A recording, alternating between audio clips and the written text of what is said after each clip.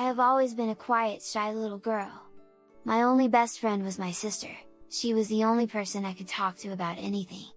I remember going to school was such a nerve-wracking for me, but my sister made it so easy for me.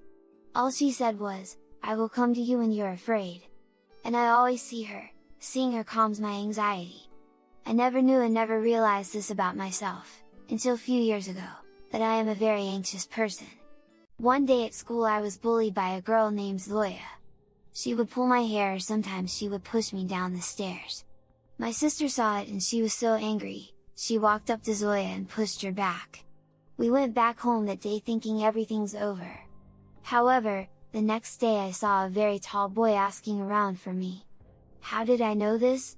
He didn't even know he was looking for me, but he asked me if I have seen me, so he can teach me a lesson.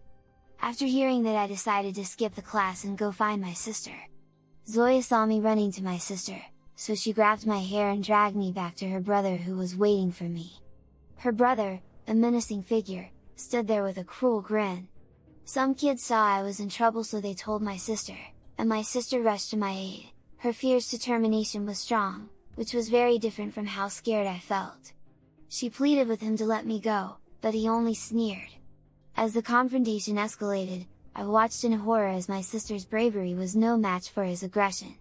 He pushed her aside, and in that moment, time seemed to slow. The realization hit me, I had to do something. Summoning all my courage, I lunged at him, catching him off guard. But my attempt was weak, and he easily overpowered me. But I couldn't do much, and he quickly became stronger than me. All I saw last was my sister looking sad before everything turned dark around me. Remembering how brave she was. The memory of her bravery remained as a bittersweet light of hope in the face of cruelty.